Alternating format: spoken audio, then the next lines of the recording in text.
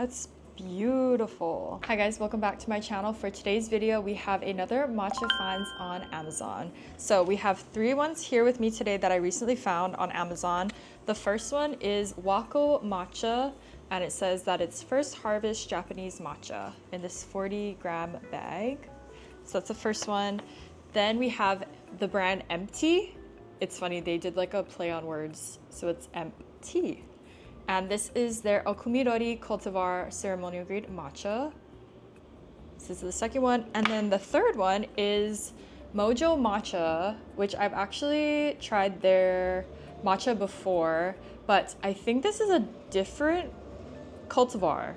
I have to double check that, but they did change the packaging, and it's like a pink one compared to the green one that I reviewed. But the green one from Mojo Matcha that I reviewed before was one of my favorites because it was super nutty. So I'm excited to try their okumidori cultivar, which is their newest one, I assume, that they came out with. So that is the third one, and let's get into trying them all.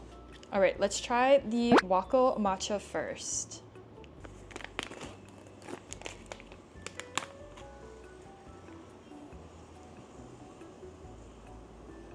We're gonna pretend I didn't do that. Color is actually really nice. It's a very beautiful green. Okay, let's try it as the sucha first.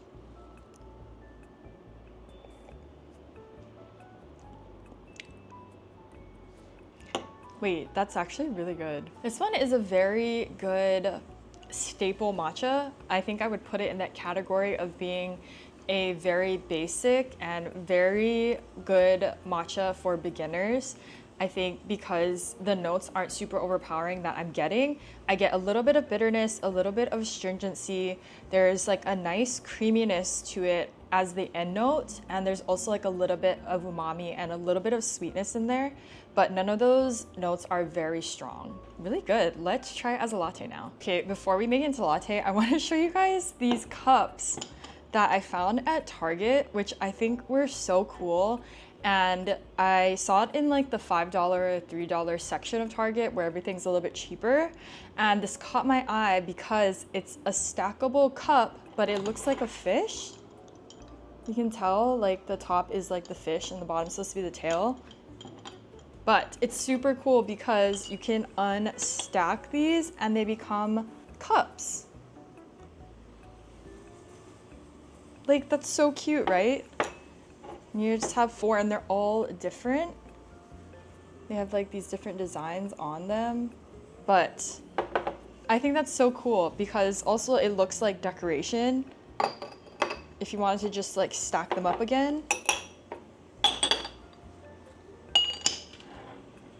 And it looks cute. Like, it looks cute just standing there on my kitchen counter, but it's also usable. And I like that it's not huge cups either. Like, they're a pretty good size, so perfect for if I just want like a small matcha or if I'm doing like a tasting like this. So anyways, I thought I would share my cute little find.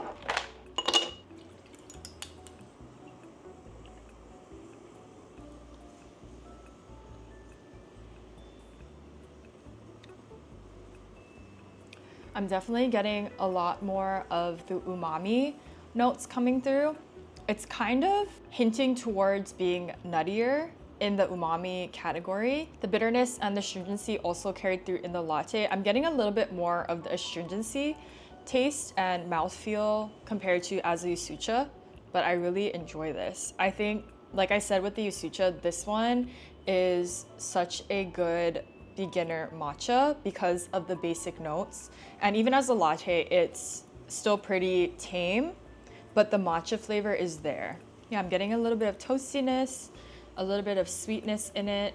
You still get that bitterness, and you still get that astringency. And I feel like the matcha flavor is light-bodied, not super bold, but still has a really nice flavor to it. Let's try Emptea's Okumidori Cultivar Matcha. Beautiful color. Actually such a vibrant green. It's beautiful.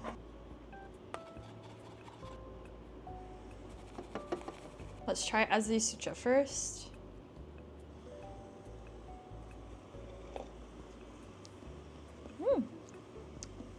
I immediately get notes of umami in the initial tasting of it, and then I get a little bit of astringency in the mouthfeel of it, and then it slowly turns into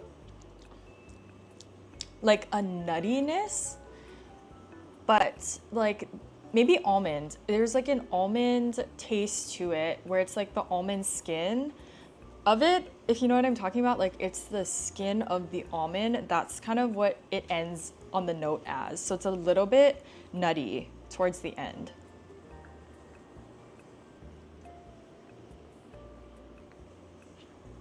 I'm still getting the initial notes of the umami, but the almond like taste kind of disappears and it's not as present compared to drinking it as the sucha.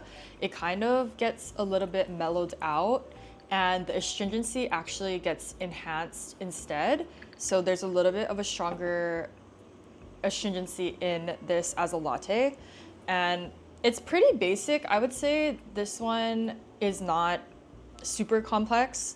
Like the almond like note is probably the most complex thing about it, but that was only as sucha. The rest, it's like a decent basic matcha powder that I think would be great for an everyday drinking matcha. All right, lastly, let's try this Mojo Matcha Okumidori cultivar. Another beautiful green color.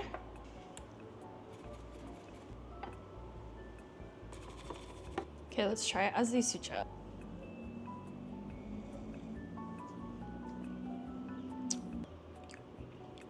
I'm getting a really chalky like texture with the taste of it. It's kind of chalky-ish initially, and as far as taste is,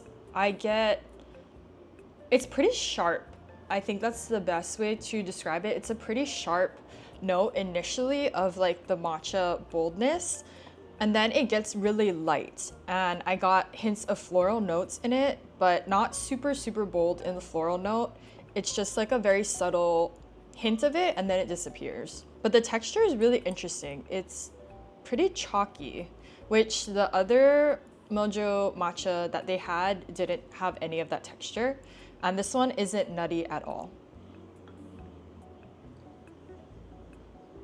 I'm still getting a hint of the chalky texture, but it's actually much better in a latte versus when I was drinking it as sucha. Like it was a pretty strong chalky texture when I tasted it, but I think as a latte it kind of dissolves that, and it's definitely a lot lighter. So what I was experiencing as sucha with like the light floral notes, I get a lot more of that as a latte, and I think I'm enjoying it better as a latte. Like the notes of floral, and it's much more light. It's like a brighter matcha.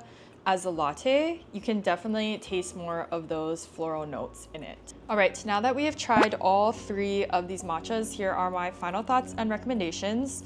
Overall, I think this was a pretty good batch of matchas that I've tried from Amazon. I think that this Wako Matcha and the Emptea Okumidori matcha is such a good daily drinking matcha because of the basic notes that each of them had. None of them were super complex where it would be super overpowering. So I think these are great everyday drinking matchas if you were looking for something more daily. And I think my favorite is probably the Emptea Okumidori cultivar matcha. So this one was my favorite out of all of the three.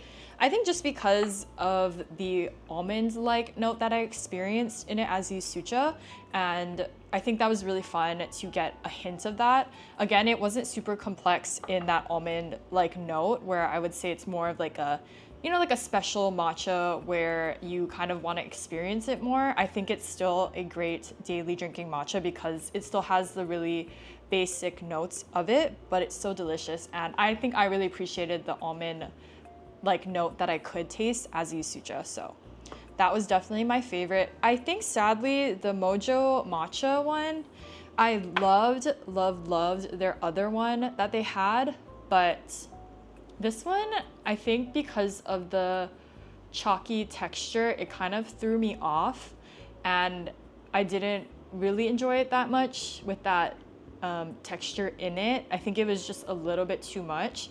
I do think it is better as a latte if you don't mind like the chalkiness texture. And I would also say if you do like floral notes and a little bit more of like a brighter, refreshing matcha, this Mojo Matcha Okumidori one I think could be for you if you want to try out something like that. But I do want to just say that it does have that grainy, chalky texture in it, although as a latte it does lessen a lot where I couldn't really taste it anymore. So I would definitely say drink it as a latte versus as a yusucha.